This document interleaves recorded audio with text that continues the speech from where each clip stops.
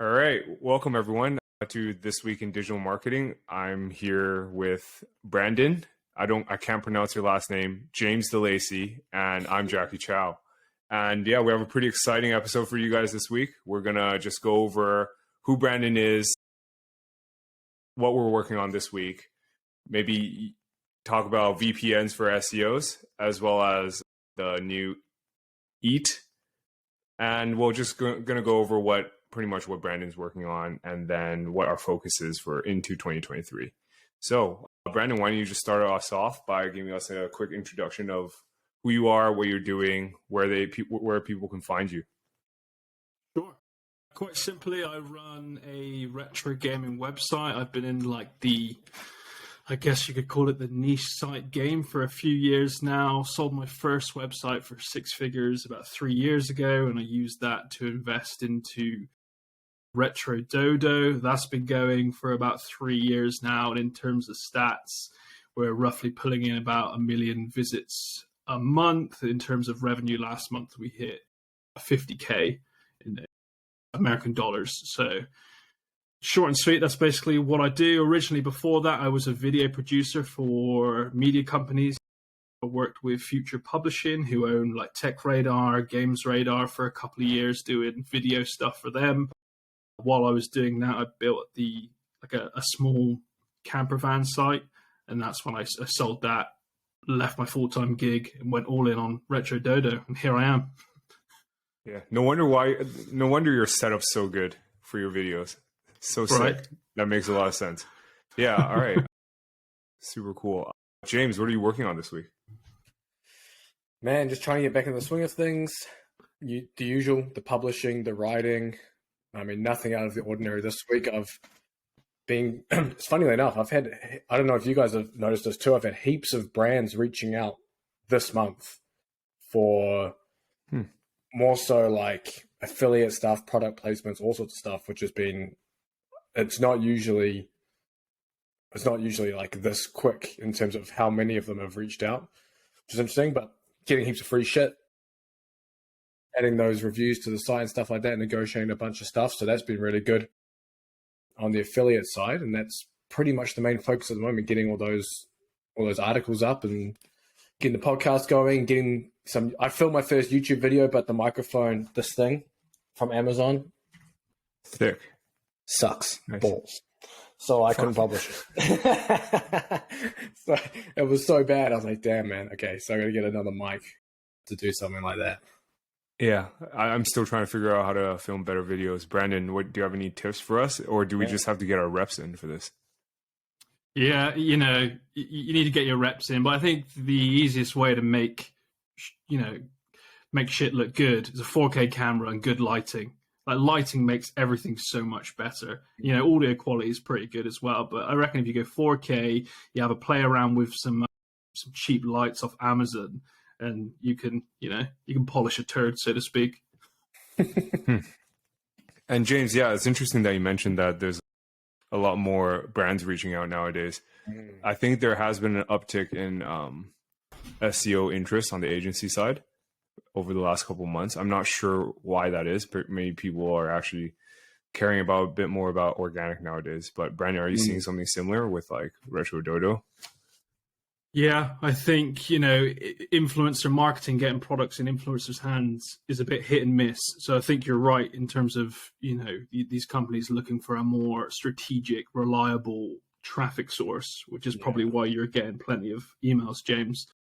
We're seeing a small uptick, but you can only review a certain amount of products. The team can only be a certain size.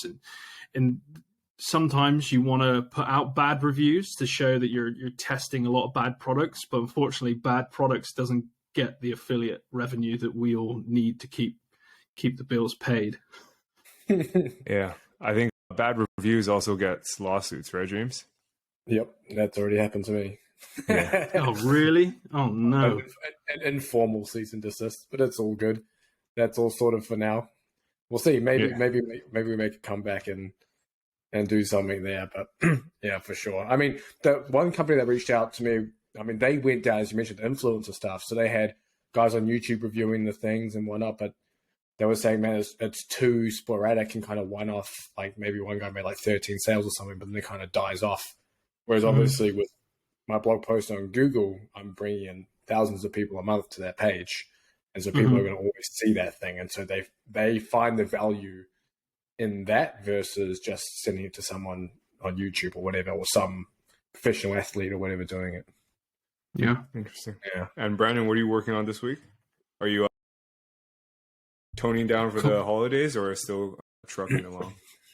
Yeah, toning down. You know, I have this strong thoughts about what would happen if I sold the brand. We'll probably get onto that later. So I'm just taking a couple of weeks off. Told the team to like take time off until the new year, all paid, just so I can think about what strategy I'm going to do going into 2023, what the team's going to look like, because I haven't been happy with the structure. The team's doing great. The quality and the output's fine. It's just, I think we need to focus on news and more affiliate stuff as we move into 2023. So currently I'm thinking of a structure around that and the longevity of the brand, because, you know, rumors have it ad rates are going to be pretty bad next year. So I think focusing on news and affiliate stuff is going to be a way of counteracting that, personally. Yeah. So restructuring, that's pretty big moves, actually. So I guess you have a lot to think about. I've actually, ever since you sent out the message about it in our chat, I think that's given me a lot to think about as well. Moving forward into the new year. Like, you know, I've been starting to sell off some of the assets that I'm not focusing on, because I think I was widely known as the diversification guy, but I'm like toning down into some like major projects. Just, I think 3 to 5 major projects. That's it. And yeah, Good I guess number. I can, yeah. And pretty much I guess I can talk into what I've been up to this week. Been pretty lazy, if I'm being perfectly honest. I've been just at home back in Canada, and, you know, motivation goes way down when I'm back home. Besides that, I think agency side, we're planning to launch a new agency, like a spin-off of Indexsy. I'm pretty excited about that. So what's going to happen is I'm going to spin out an SEO agency out of Indexsy, and Indexsy will continue to operate as like a holding co for my content sites. And this new agency I'll partner up with like a killer salesperson, and I'm just going to give him 50%. And the goal of this agency will be to sell it in 2 years, 2 to 3 years. So we're going to try to get 20 to 30 retainers, because this guy has done it before. Yeah, he's like an absolute, like a straight killer. And he brought an SEO agency from 10K a month to, I think, 200K a month in 6 months. So I'm pretty hyped about it. Jesus. Yeah. Yeah. So it's a lot of outreach, you know. So I'm pretty hyped about that. And I think, yeah, just assigning final tasks to the team before the holidays, and and planning out the 2023, like my goals for 2023. So I'm pretty hyped about that. Yeah. Nice. So I think that's a good segue into probably what we should talk about immediately after this, because this is what pays the bills. VPNs for SEOs. Does everyone use a VPN here? Yep. No. Brandon? No? You know, I think the use case in terms of for SEO is pretty exciting, because I personally use it for local SEO. So, I mean, you know, best lawyers, I don't know, Bath, where you're based, et cetera, et cetera. And NordVPN is obviously the best one. Get a free month on us with a coupon code Indexsy, and you should sign up to be an affiliate below using our link. And I think why I'm pushing this so hard is because, well, number one, they pay me over like 50K a year just to be their affiliate, because I send them a lot of traffic. And I think if you guys are listening and have a way of pushing solid traffic to them, you guys should consider it, because their CPAs are pretty damn high. Brandon, have you ever been in the VPN industry? Because I think Gail Breton talks a lot about it on Twitter, right? I'll be honest. I haven't dived into it yet. I've never used one. I know they're great for their use cases, and I have used NordVPN. They've sponsored a couple videos in the past, so I have used them and tested their products. And I will admit, not that I use them now, but I will admit that the time I did use them, they were pretty good. Yeah. And James, what do you use it for? Man, I've had that. I've had Nord for like 3 years, but it's because I traveled so much for work. So obviously I relocated all around the world. So man, I would have lost PayPal funds and all sorts if I didn't have a VPN. The free VPN does not work when you try to log into your PayPal account from a different country. So you need a proper VPN to do that. And so Nord saved my ass more than once on that. But that's pretty much been my main use case, other than other things I will not say on a podcast. Yeah. Yeah. Brandon, have you ever tried attempting to rank for best VPN for gaming for retro? Or is that too far off from your... Yeah. Yeah, it's just not in our niche, really. If I was in a broader gaming category, for sure. Like, I know a load of people use VPNs for gaming. I have a friend in China that constantly uses it, and he probably uses it every day. But it's just currently not in my niche, in all honesty. And I can imagine that's a bloody hard keyword to rank for, right? That competition must be through the roof.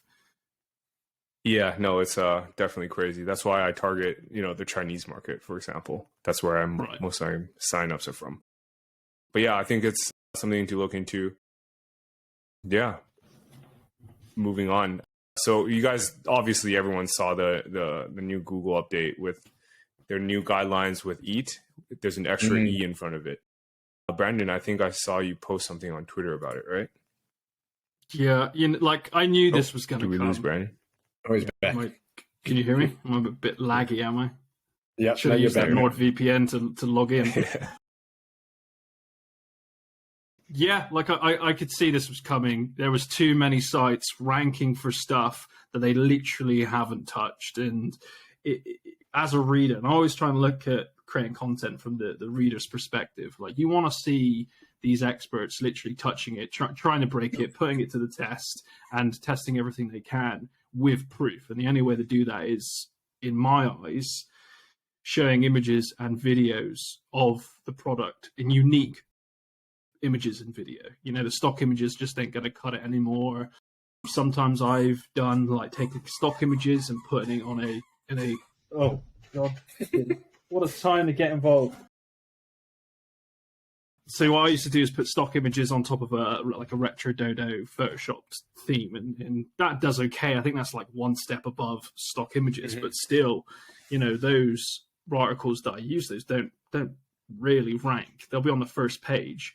All of my product-based content that does rank well is the content that I'm using custom images and custom videos, video reviews and stuff. I'm stacking it together and doing comparisons, linking to the full reviews. That's the stuff that ranks, and I think that's the stuff that Google wants to rank, and that's why they come out with the EAT now. Yeah, James, you also try out your try out the products, right? Where you can, at least. Yeah, exactly. Those ones rank really well. But in saying that, I do rank a lot of reviews with just using the Amazon image at the moment, because I get those done and written. They rank anyway because Google likes my site in the space. And then as I become more connected with a lot of these companies and things like that, then I get them to send me a whole bunch of stuff, and then I'll just replace it, do the individual reviews, link those all together. I think that's been the biggest thing, is being able to link the individual reviews back to the main roundups. Yeah. And just linking everything together. Man, that's been so powerful. I've been doing that too with my info content. Obviously, it's not a new idea, but I've ranked some pretty big keywords in the fitness space just from writing my big pillar article on how to get big whatever, and then writing all the articles around that, linking all those articles back to the big one, and then hitting the first page for whatever it is. So that's been work. I mean, same concept. Interesting. Yeah. James, you've definitely talked about this a lot. I think we personally don't do this in-house. I think we do the step above, Brandon, that you mentioned, where we kind of Photoshop it in. Pretty savage still, but I think your guys' way is definitely a lot better. Brandon, how do you get the products in? Because sometimes they don't ship to the UK, or do they always do it? And how do you guys figure out the costs? Because surely the costs will go through the roof if you're buying every single retro video game thing out there. I think you guys rank for emulators or whatnot, right? Yeah, we're an authority in handhelds. So if I had to buy every handheld, I'd be pretty skint. But the way I started, because I've been doing YouTube for ages, and I've always created little blogs and tried stuff. But the best way to do it is invest in their products, buy them for a couple of years, and then just drop them an email. Be like, yo, I've reviewed 3 of your products. Can you send us one for free? And eventually you'll get on their PR list, and I'll send you every product that comes out the door. And then eventually the next step is to be like, hey, we want to review your product. Send us $1,000 or $2,000, whatever your price is. And hopefully you'll get a yes. If not, you get free products, and you sell them after you've used them if need be. But there are the 3 steps. You invest in it yourself. I'm not saying you should invest in expensive stuff, but I started off with phone cases, like cheap games consoles, accessories, and eventually you work your way up. But first of all, you buy them. Second of all, you contact them, get them for free. And then third, once you're an authority and you're actually generating them some revenue and you're on their affiliate list, then you ask for money. Gotcha. I think that's a good idea. I'm not sure this will work in all niches, because I'm pretty sure if I have to buy 5 sofas, it might ruin me. We'll have to try to figure out somewhere in between. Maybe we'll hit up a showroom or something like that. They do loans as well. Just sit on the I know a lot of companies that do loan samples. So they send you it for a week and you send it back. Oh yeah, I think the car companies do that even for the big YouTubers. They don't send them like a whole car, for example, right? Yeah. That'd be the dream. Yeah, exactly. But yeah, I think what Google has been saying is interesting. I think this is a step in the right direction. But I think with a lot of SERPs out still, it's not reflecting what they're saying. I think Gail Breton posted a tweet about this, I think either today or yesterday, about how the front page for best VPN isn't actually in the VPN space. It's obvious these guys haven't tested the products properly. And, Forbes being in the top 5 doesn't really make sense, because this column editor probably didn't test them all out. He probably just put whatever is paying them the highest up there. So do you see that in your own niches? What do you guys feel about that? Because Google often says they say the right thing, but the actual SERPs reflect another. Yeah, for sure, man. It's all nothing really changes. Even on the SERPs I'm in, it's all the same bullshit sites ranking for bullshit, whatever, and it's always the same, regardless of what update comes out. It's almost punishing like the little man and letting the big wigs kind of run it. Yeah. Brandon, do you see something similar? Yeah. Yeah, we see similar stuff. We have grown like our clusters out where we can outrank a lot of the big dogs in terms of we've seen ourselves outrank big gaming websites and big tech websites just because our cluster is an absolute unit, and we've proved to the user and tested multiple devices and products. But stuff like VPN, it is very, very difficult to outrank them. I think when Google come out with this stuff, it's not instant. Like their transition probably takes year, maybe 2 years before it really sticks into the ground and you can see that transition and what they've told you to do work. But with typical Google, you're not wrong. I think they say one thing and it takes 2 years for actually to cement. Yeah, I guess it makes sense. It does take time for the algorithm to do its work. But yeah, with that said, how large are your clusters? Because you mentioned the word cluster. I don't know. Is it like 10 posts? Is it 50? Is it 100? Is it 1,000? I'd say like our top clusters are in the hundreds, 100 plus.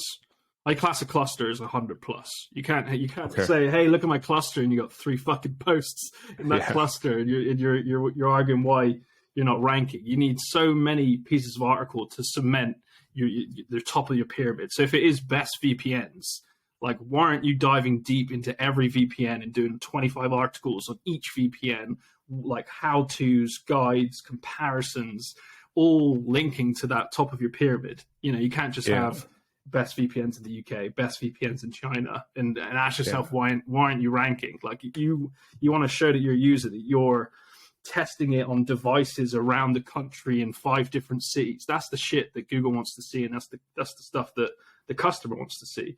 And Google just crawls that and goes, let's see, they want to rank for best VPN. Let's check out their cluster. And your cluster's like 5 strong. Yeah, no chance. You didn't have to come after niche site Twitter like that, man. I think half of them are like that. Yeah, drives me mad, mate. Drives me mad. Yeah. James, what kind of clusters are you building for your sites right now? So, just like I mentioned before, I didn't even know how big bags are all in process. So especially within the fitness space, you've got a shit ton of, you're unlimited topics basically. So, but I kind of go, at least within reviews, I go by like minimum viable, like an MVP, a minimum viable product. So I'll go, not a product, but minimum viable, like enough to get me to the top. So even though I'll do my roundup, so one example, I did my roundup recently, I came in at number 7 and I was like, okay, that's usually where I start sometimes. And then I bumped up a couple. I did an individual review of the first one, linked it back. Did an individual review of the second one, linked it back, kind of just left it because I just couldn't be bothered writing anymore. I think I bumped up top 3. I think I did one more. And then I bumped up to the first place. And I've still got more I can do individual reviews on. They don't have any search volume. But I end up ranking for brand keywords and whatever else. And I'm just going to save those in case, hey, if I drop down this place, I'll do another individual review, link it back. And so I just kind of leave myself room to move. Got it. Yeah, so you do it like one step at a time. You don't really go after it immediately. Because, Brandon, you mentioned, I think your cluster was in Pokemon, right? Something like Correct, that? yeah. And that's how you guys built it out. And how many posts into your cluster did you start seeing the impact? Because, your graph on Ahrefs is a sharp upwards trend. Do you remember when you started focusing on it? Oh, mate, we were building out Pokemon content since day one. I'm not saying every day, but once a couple of months, we were posting out the door, and that was low keyword difficulty stuff, like easy stuff for us to rank for. For example, like best dog Pokemon, maybe searched by 1,000 people, but we kept piling on top of that.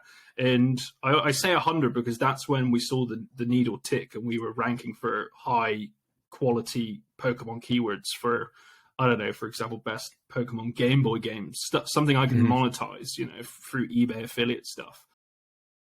But we've done about 300 posts on Pokemon, and when the new game came out in November, we started producing guides for it. I invested in a guides writer, and that's when we were top 2, top 3 every time, just hitting it off the bat, bang, bang, bang. And, we saw our traffic, like 25% increase just as soon as the game launched. That's faded off now because of the popularity of the game. Has people just aren't playing it now. We might see a spike around Christmas when people get the game, but it was just proof that we've built this cluster, like I call it the pyramid.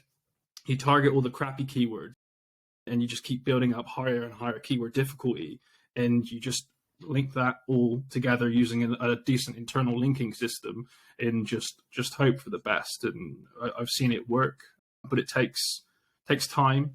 The double eat that they're calling it, they want to see experience over a long period of time. You might have 500 articles go up in a month if you're running like an AI content site, but Google ain't going to see that as expertise. They want to see you changing the best dog Pokemon every game that comes out, changing it every few months to let them know that, oh shit, they're updating the little keywords as well, which actually strengthens the top of your pyramid as well. But a lot of people, I think, in the niche site game just leave a lot of their content outdated and don't update it. I think there's a great strategy in going back through old content and updating it to strengthen your top of your pyramid. Yeah, I think that's a pretty good tip. Yeah, I can't wait for you to see my AI site. I think I'm a topical authority in about 10 different verticals right now. Oh, really? Yeah. It's since died a bit, but yeah, I think we might go into escrow tomorrow on the new earnings. So let's see. Let's hope. Fingers crossed. It'll be a great case study. Be a mini 5-figure exit, and fingers crossed. How old is the site? I bought it as a starter, so I think the domain is about 2 years old, and I just completely blasted it, and I saw it's starting to take off. Then we really pumped. Like, I think we did 3 to 4K posts in the last month, and then it went hyperbolic. Yeah. God. Yeah, It's like a hot potato, super isn't block. it? Exactly. Building Yeah. it up and throwing it at someone else. Yeah, exactly. Fingers crossed. Let's hope it doesn't die. But yeah, we'll see. Because I didn't do anything sketchy. Well, no, I mean, I did do sketchy shit on it. I think it's just we were rewriting it as fast as we could. The posts that rank. Just a fun little experiment. We'll see what happens. If it dies, it's not something I really care about. But it's a lesson learned, isn't it? Is technically an investment into learning the algorithm. You know? Yeah, exactly. Yeah. I kind of want to talk a bit more about RetroDodo. With you building in public, I'm sure you get a ton of scrutiny. I think Charles Float is a huge advocate for not building in public. I think several other people are. I don't really build in public, especially for my major sites, because I don't think I'm quite there yet in terms of the authority. But I know RetroDodo probably has a huge moat. Not many people can enter the niche right now at this moment and be competing with you unless they're like, I don't know, Forbes. Even Forbes, I don't think they'll be able to. But yeah, can you speak on that? Like, what made you build in public, or not particularly in public, but, you know, showing off your URL? Because not many people in this game do it. Quite simply, it comes down to when I started this a few years ago, I couldn't see anyone doing it. I couldn't see anyone showing their work. You know, the screenshots were there. I'm like, cool, but I wasn't getting anything from the screenshots. It was all just, I wasn't really learning. In all honesty, I wanted to follow someone that was in the trenches building something and turning it into something great, and I couldn't find anyone doing it. Probably for a reason, to be honest, mate. Probably because everyone's getting absolutely like spam linked and all of that. Yeah. And me being the idiot that I am, I was just like, bollocks, I'll just do it in public. And I guess I was quite proud of what I was building, and I wanted to show off to a certain extent, because I left my full-time job from Future, which was a very reliable job.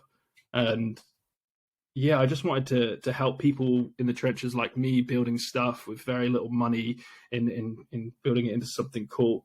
So I guess it just came down to that, trying to help people out for free with proof and something they can track, something they can go back through the years and see how it started, how it crafted, and where it is now. You know, I'm definitely not a professional at this. Like, I barely know basic SEO, in all honesty. I just do very white hat stuff. I build something that I would trust reading, and that's my only real strategy, really. And hopefully I help journalists and creatives in this space do what they love as well. No, that's interesting. I think we spoke with Kevin last week as well, and he said something similar. But he really puts his face out there. Apologies, I haven't checked out your YouTube channel, but are you the face of the brand as well for the YouTube videos? Yeah, and this is an issue I'm running into. You know, I've always been a content creator. I've crafted everything from videos to TikToks to articles. I've done it all myself, and that's how I kind of built the brand up. But now I'm getting to a point where I'm bottlenecking myself to a point where I'm on the face of the channel, and to find someone else with my expertise and, you know, camera skills and all of that is going to be difficult and expensive. So I'm in this awkward place now where I'm stuck. In all honesty, I'm a bit stuck. I guess, I mean, an idea would be to start looking for your own replacement, but then that will reflect on your P&L. But I think that's normal anyways. How's the hunt going? Are you hitting up like headhunters? Are you looking locally so you can train that person up, or what's it look like right now? I guess it's holidays right now, so it doesn't look like anything. But yeah, I'm trying to handpick people. I've messaged a few people that run like smaller retro channels, and I'm like, hey, I want to pay you. Can you do the same for me? Most of them came back like, no, I don't want to leave my full-time job for I want to do my own channel. Can I do my own channel and your channel? And I'm just like, that wouldn't work. You can't be on both, I'm very anal with the quality of the content and who it needs to be. It needs to be someone authoritative, someone who knows how to film, how to grab engagement, how to review products, and finding that's going to be really tricky. Like, I don't want to just get any geezer in and make video content, and then 3 months down the line I have to sack him, and then everyone's like, "Yo, where's Bob gone?" I'm like, he's sacked. He's back on his own channel now. So it's difficult. It's really difficult, and I don't regret doing what I did, but it's a bit bottlenecked really. And I can't find anyone else that's done this. Maybe Kevin has kind of been there, but he's still the face, isn't he? This is why I'd like to document it, because hopefully someone who's coming on the same path as me can figure out what to do. Yeah, I think maybe I don't know. I don't know how people are motivated, but most of the time they're monetarily motivated, right? Maybe your offer just wasn't good enough. I don't know what your offer was, but did you offer them a piece of the upside? Maybe like a sign-on bonus that comes that comes on after a year of staying on, et cetera, et cetera. Like, what did you offer this person? Just a full-time job? Conversations haven't got there. But yeah, it would ideally be a straight up good, decent monthly salary, But I think a part of it is taking on quite a big project. People don't want to be the new face of a brand because they might get absolutely slated, and it's quite, don't want to blow my own trumpet, but big shoes to fill. You can't just be like, oh, Brandon's off now, but here's Bob. Everyone's gonna. You don't want to be like, oh, fuck you, Bob. We want Brandon back. Yeah. But I don't think enough pay will solve that issue. So yeah, but you're all right. That's an interesting concept of paying percentage. Maybe you do a percentage of the video revenue or something. Just got to make the pie a bit sweeter. That issue with taking over a YouTube channel, when I acquired my second site, which is a big fitness site, but obviously had a YouTube channel as well with the old owner and things. And that's why I haven't touched YouTube on that or podcasts or anything, because I don't want to shove my face and whatnot in there, and it's completely different to what the subscribers there are used to. So I'm like, I might just not do YouTube, or maybe way down the line, maybe when it's just like so far, like 10 years down the line, when everyone's completely forgotten what the hell's going on there, then it's like a brand new channel. I think if you don't post for a while, sorry, go ahead, Brandon. It's scary, and putting your face on someone else's brand is a big investment for that person. They don't want to be seen as that guy that was on RetroDodo for 3 months and every video is disliked, so they had to leave. I don't know. Yeah, I guess you'll see, because that's a work in progress, right? Yeah, it's definitely something I want to do next year if I decide to. It's likely that I'm going to keep the brand and grow it into something great. I keep getting these intrusive thoughts of like, what if I sold? I could pay off all my bills. I could be free. I could travel. Blah blah blah. You get the shiny object syndrome. But in reality, I think the best thing to do is knuckle down, plan how to 3x your revenue, get a video guy in to take over that, and then it frees my time up to look over everything and start other projects that can grow out the media brand. Yeah, I don't think it needs to be either the intrusive thought of complete exit. It could be maybe just finding your own replacement first, because that's like step one, right? You're gonna have to do that either down the line. So yeah, that's pretty exciting times for you. I'm pretty excited for you. Thanks. One thing I personally want to talk about, I don't know, James probably does not care, but I want to talk about how you came up with your book. That is so cool. We chatted a bit, quite a bit actually, in the DMs. I personally want to do it for the architecture brand that I'm working on. I'm hyped about that. So could you walk us through the process of coming up with a book? Were you approached? Did you approach them? I'm sure I asked this already. I'm sorry I forgot. No, that's fine, and I'm excited for you if you want to create a book for your community, because it is a very fun project, and for someone like me who's created everything digitally over their career, to actually hold something that you've crafted there's just something truly magical about it. So I'm excited for you on that journey. But it all started from an idea, and I think with any, I hate the word niche website, but let's say content brand, there's three levels of like monetization. You've got your classic display ads, which is like your easy cheap money. Then second, you've got your sponsors and your custom deals with brands, and then you on your top of your pyramid is your product, because that's the funnel technically. So that's what I think, advanced niche website owners should be looking at, how they can make this incredible brand that's technically a funnel into an incredible product, which is kind of what you're doing. But it all came from an idea. I hand contacted about 10 publishers that I've seen work from and owned work from, so I've had their own books. And there was a new publisher that was located just an hour away from me, and they got in touch and they were like, let's have a meeting. And I picked up one of their books, and it was phenomenal quality. They work with creatives and journalists, and they pay well, and it's all like art based, so they work with a lot of artists. So there was a lot of investment needed to craft the book. I didn't want just paper and generic photos. I wanted everything to be custom.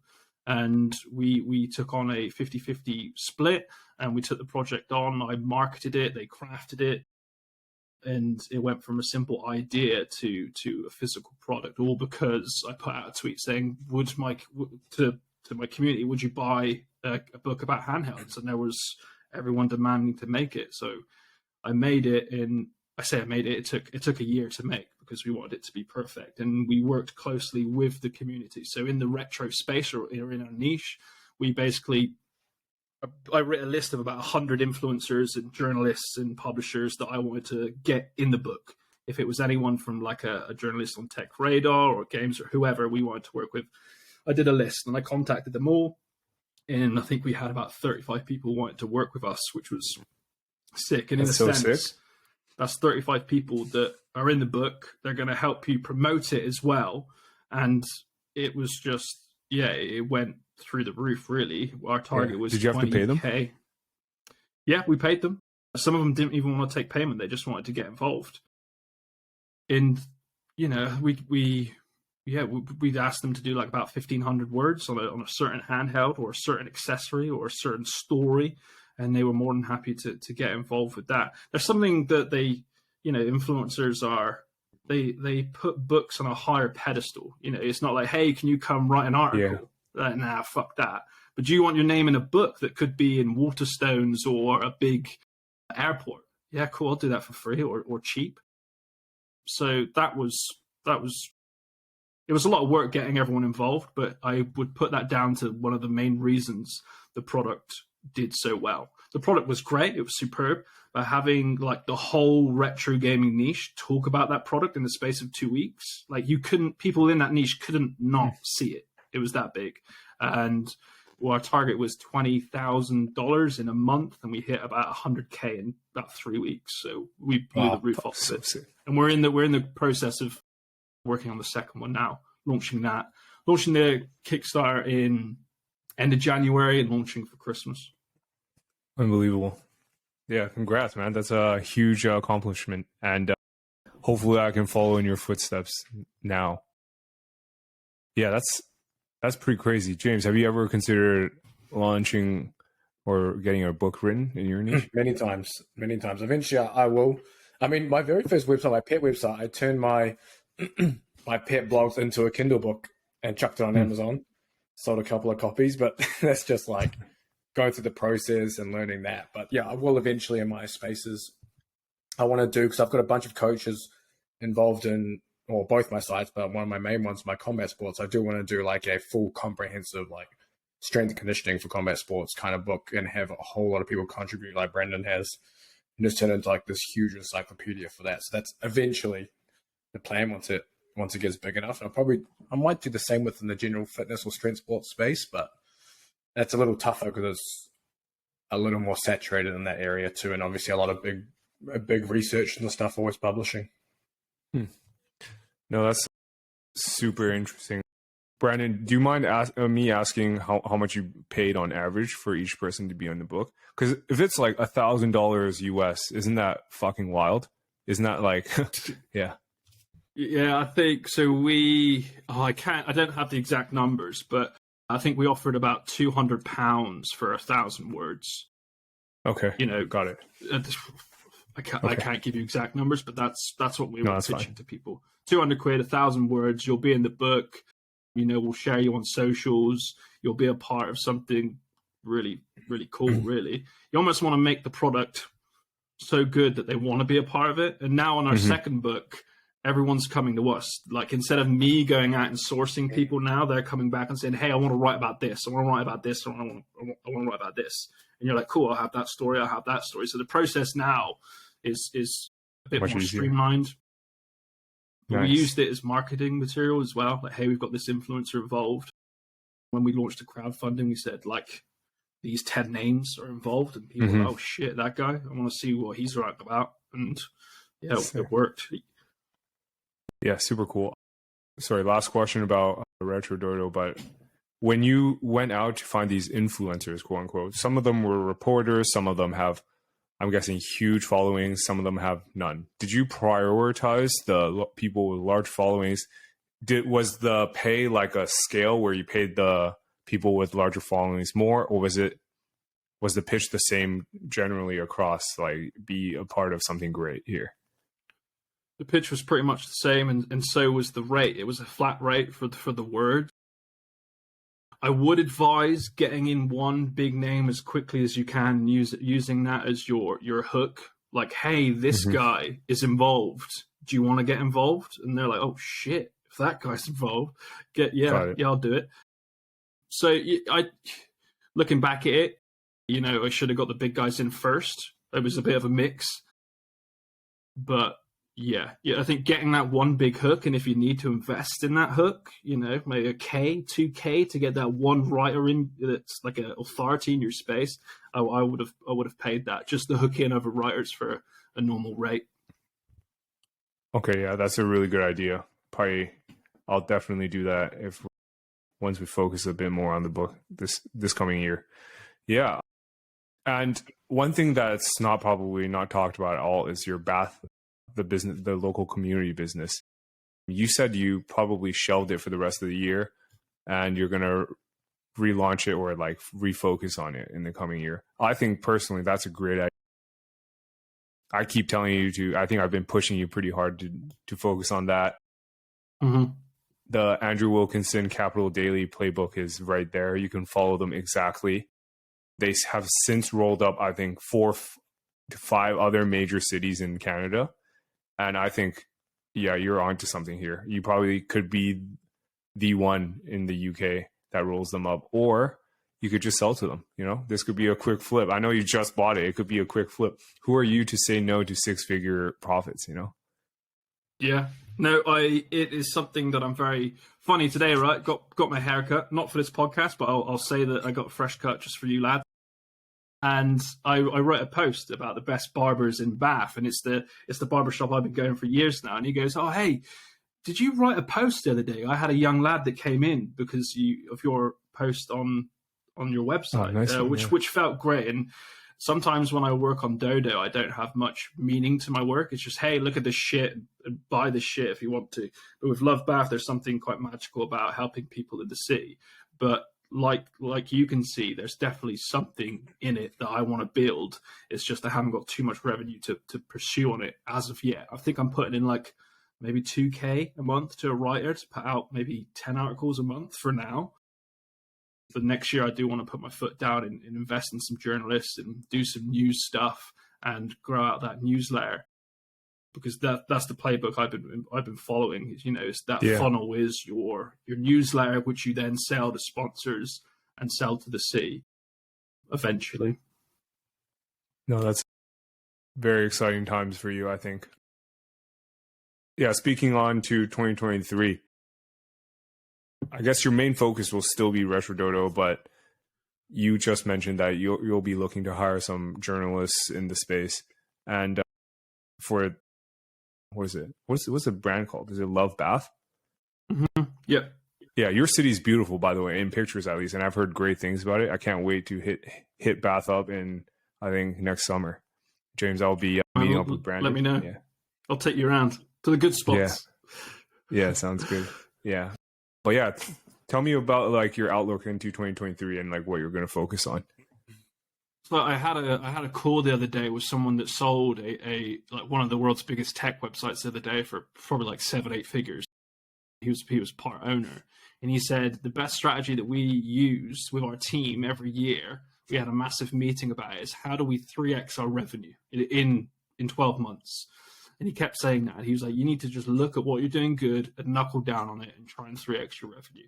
And I think for us, that's probably looking away from display ads a little bit, just because I think the ad rates next year are going to be a bit shitty. I think they'll pick up after that, but to focus on affiliate stuff and actually working with other brands, sponsors, pushing the video stuff, getting someone in to help with the video, and just keeping the team on top of the good content that we're producing. So me personally, for Dodo, is invest in news, invest in video, and look at the affiliates and sponsor stuff. I'll probably do the affiliate and sponsor stuff.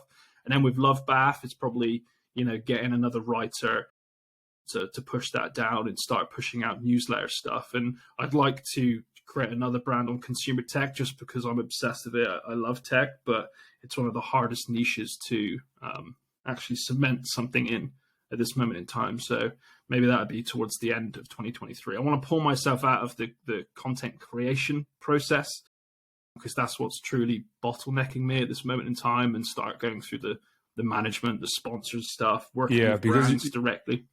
Yeah, you're heavily involved in the content creation side, right? You are not removed at all. You are completely in the trenches there. Yeah, unfortunately so. I get like RetroDodo is still pretty small, and over the last 12 months, it's grown into something quite considerable. And I'm a little bit out of my depth, really.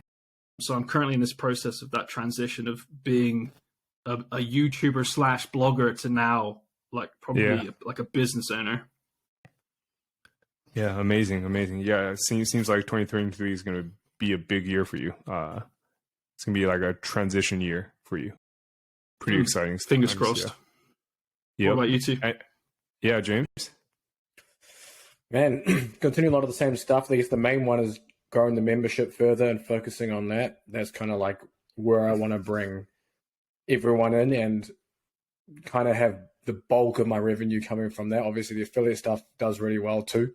So continue to push that and growing lots of partnerships with these companies. Like a lot of them, they're sending free gear. They're going to allow me to guest post on their e-commerce or actual shopping sites that sell the gear.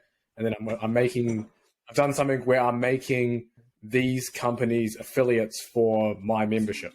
So it's like a two-way street. I'm an affiliate for their really well-known branded gear in the space, and then I'm going to make them affiliates for my membership and doing stuff like that. So I've been building that out and hoping that does something and works. And then, I really got to nail down the YouTube stuff just so I'm not stuck on just the blog. I mean, I've got the podcast going for my own stuff too, which is growing. But yeah, I do need to get some info YouTube stuff up. But man, it's such a mission to get. I mean, I've got my whiteboard. I've got my thing up there. I did record it, but obviously you need the damn microphone that's going to make it sound good. You need to make it a very easy habit. One thing that I hate is having to set up everything. I'm like, oh, fuck that, I'll do it tomorrow. But having the setup ready to just flick on, I think really helps the process of like, I've got the idea in my head, I'll just quickly make it. And once you're in the process of making it, you're all guns blazing, really. Yeah, for sure. Yeah, I think that's exciting times for you too, James.